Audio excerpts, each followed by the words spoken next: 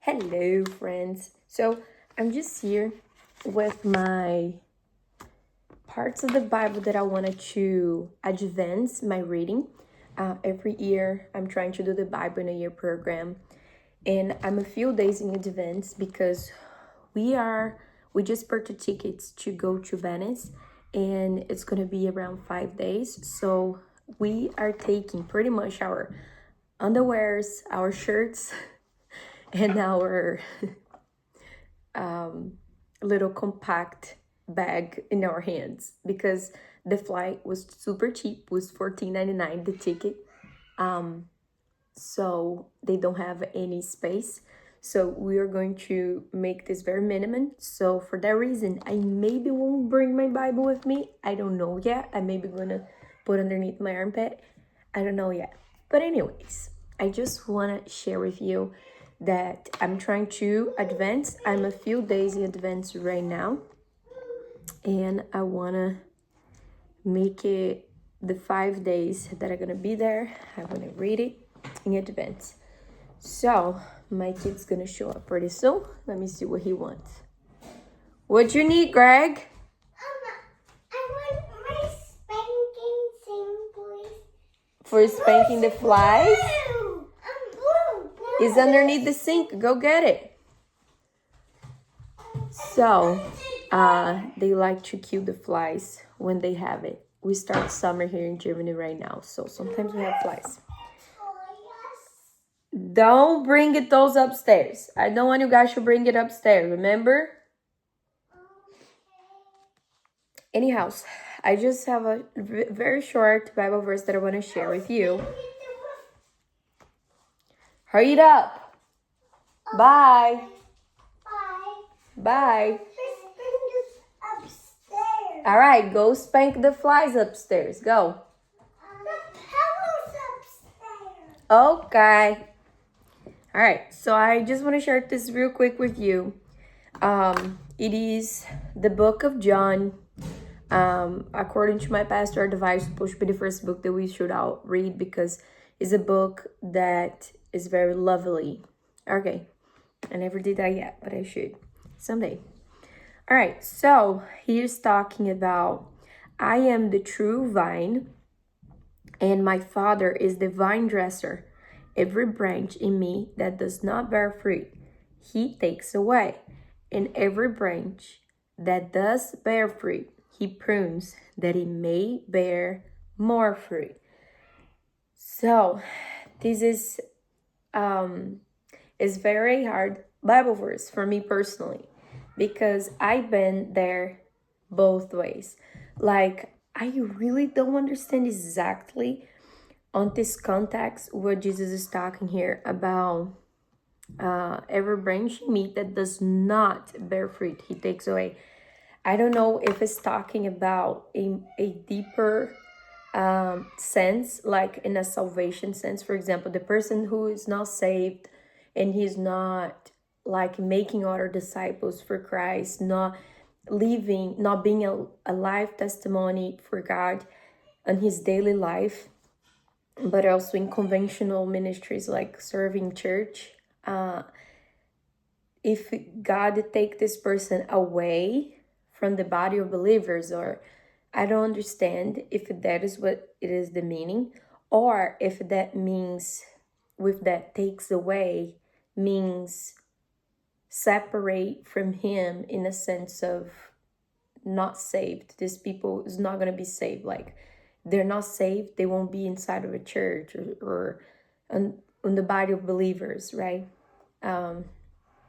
Anyway, I have to study that deeper, but we see here too, it's like every branch that does bear fruit, he prunes that it may bear more fruit.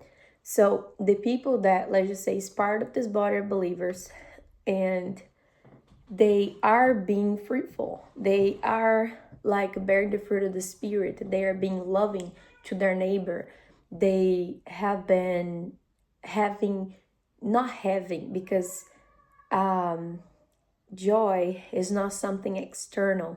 Joy, peace is something inside of us, like the Holy Spirit God, Jesus, they already gave that to us. So we have to just believe that we have that joy and that peace. As we read, especially like Philippians for peace, for example, against anxiety, against fear, against anything, or even like joy, if you read the entire books of Psalms that talk about pain, anguish, suffering, deeper suffering, like in all the meanings, like physical times and also physical in the book of Job, but mentally and mentally challenging pain.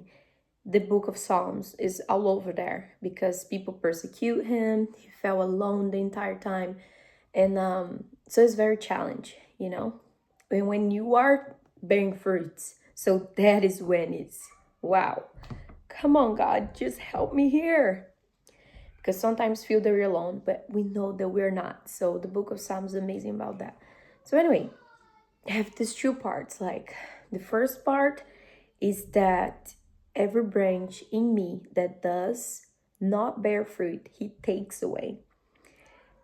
This reminds me those people that says, oh no, I believe about being a good person and doing everything that Jesus wants us to do, but at home, you know, in my daily life, I don't believe in going to church. I don't believe in this or that, which is very interesting because we have like a series of scriptures that always encourage the community of believers because that is the will of God. Like God doesn't want us to be alone, isolate in our homes, being a Christian, because that is not his will. Because in the book of, if I'm not mistaken, Ephesians, talk about this world, this invisible world that we can see with our eyes. It is invisible, but is a world that is a warfare. So it doesn't matter if you play non-conventional warfare or conventional. The thing is, it's real. It's a real thing. So if you ever read the book, the Art of The Art of War from Sun Tzu or Machiavelli, it doesn't matter. They always going to talk about strategies to win the opponent. And a thing that is always a important point for you win, you have to separate your enemy.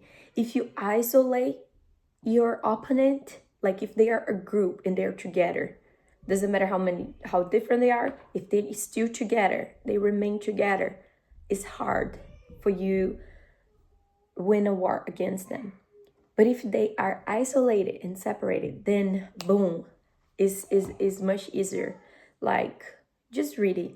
You're gonna know what I'm trying to explain here. So when we come with this worldly politically correct version, oh, in the church have such a mean people sometimes, and they are very like selfish, judgmental. Oh, my friend, I've been there. And let me just tell, I didn't have fun in the world, because if in the body of believers have judgmental people, believe me, in the world, they are not only judgmental, but they are also selfish. And the worst people that I could ever find in the church, that I can say, the genuine Christians, they carry repentance on their heart. And sometimes I learn to forgive these people. It was a hard experience, but I learned how to forgive the people that eventually can be mean, or I can interpret as a meanness, or judgmental, whatever. I learned how to forgive these people the way that I want God to forgive me, according to the Our Father prayer. I don't know if you know what I'm talking about, but the Our Father prayer says, God, forgive me as I forgive my enemies. Oh my goodness, how many times I offend God in a daily basis and I don't ask him forgiveness. I just go my day on, and do you think he will not forgive me? He will forgive me. but I am forgiving my enemies without them asking me sorry? That is the question. It's interesting how the Bible like give us the control of our lives, like in a matter that we have a responsibility in this. Doesn't matter how we love to portray it, to be a victim. I do. I have that unfortunately trend, you know. I don't know if you've ever heard of the 4 personalities, the 4 temperaments, melancholic, choleric, sanguine, and the third one is like a mix of these 3. It's like the most equilibrium one. But anyway, it's just an old thesis by Socrates, like who knows, forgot who. But anyways, the point is like, for me, when I look at the theory, I'm like, that is the 4 types of humanity types of sinners. We have different trends to sin. So my trend to sin, like my temperament would be melancholic. So I trend to be proud, selfish, and I trend to isolate myself. So for that matter, I constantly need God to dwell in my flesh and help me to display the fruits of the Spirit here. Because I know if I don't, He's going to take me away again, I would say. Because I know I probably was saved, but I knew that I wasn't being, I wasn't like really following Christ. I wasn't bearing any fruit whatsoever. I was just complaining, pointing my finger. An interesting thing is that when you are in that position of pointing fingers to a church member or to a church and say, oh, they are judgmental and stuff like that, like, you have to understand that, I understand myself when I was there, is that we are judging them by just making the sentence, And I just heard the hard way. So when I came back, I was like, God, I don't know what it will take, but I want to be back. I want to be back to the body of believers. I want to be back to a communion. But I don't want to just be back. I just truly be back. I just want to truly like follow your will, because I follow my will so hard and so deep that I'm so stupid disappointed right now. So I have to be so disappointed with myself to say, okay, now I give it to you, God. So every time, now coming back to the very last point here. Every branch that does bear fruit, He prunes. He does prune. My goodness, He does. That is that it may bear more fruit. So now that I'm back, you must think, oh, now your life is perfect, you happy, you good. No, my friend, it's not. I would say sometimes probably, I wouldn't say that is even worse, because before I was in a place of confusion. I was in a place where I felt a lack of hope in a way that felt like I could never like be perfect. Like, you could definitely call me back in the day a Muslim or a Jewish, because or even a Catholic, like a Roman Catholic, right? Because we Christians, we are all Catholics, but not all of us are Roman. So I believe in work. Jehovah Witness, I could be one of them. Like, in fact, I visit them back in the day, multiple times. So I believe that I could be a good person to please God. I could never understand the concept of Jesus. Like, I pray to God. This is interesting because I did pray only to God. I never really prayed for Jesus because I didn't understand what Jesus was. For me, Jesus was the Son of God, yes. So what? For me, it's like, Jesus is the Son of God, but I still, because I grew up in a Pentecostal type of church that was very different back in the day. So for me, it's like, I still have to not watch TV. I still have to not wear jeans pants. I still have to not shave the armpit. I'm just joking. But things like that, you know? And people that doesn't have much education back in the day, like we would say as a community to each other, oh, if you wear pants, you're gonna go to hell. If you watch TV, you're gonna go to hell. And I can sadly agree that now that I'm a Baptist, I agree with them. I'm like, if you be on your phone all day scrolling and not spend time with God and the Bible, or if your family doing the works, applying this literature as just like, you must like, because like, if you are saved, if God truly call you and you answer that call in your heart, like, why did you want to spend more time with the things of the world, distracting yourself, than being in the Word, like spending time with the very one who saved you from all the wages of sin that is in the world, that is pain, suffering, selfishness, meanness. Like, the world is so evil. Like, if God saved us from all these bad things, like, why do we want to still be watching, entertaining our minds with that, when God say, fill your mind with good things, you know? So like, why? Have makes no sense. And it's still like we do. So anyway, here is talking about that God is gonna prune even those who bear fruit. So I don't consider myself a fruit barrier, because I when I look and I analyze myself, I'm like, I'm not displaying the fruit of the Spirit, especially the last months, years. I felt very like down. Like, I felt like I'm in a prune season, but it's taking so long, you know. Feel like the last 2 years, I don't know, probably, that I feel like in this prune season. And I'm like, I don't know when God is gonna be back and say, okay, now is the time for you to bear the fruits. I finished the pruning because I feel I'm in a pruning season. Anyways, so yeah, but you know what?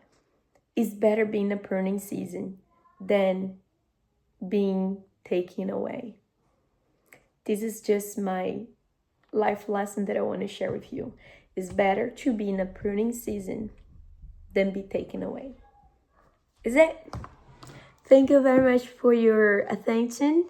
Thank you for having your tea with me this morning, and looking forward to see you again next time. And I'm sorry I wasn't able to, fix my hair before that, but it was a busy morning. I went to bed at 3.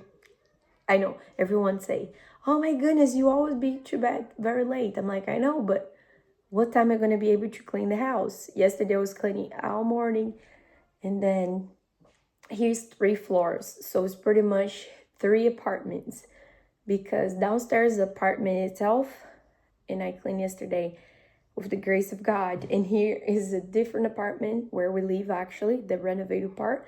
So I'm going to try clean today. Oh my goodness, I have to change the laundry. All right. Thank you very much. Love you, and God bless you. Have a blessed week.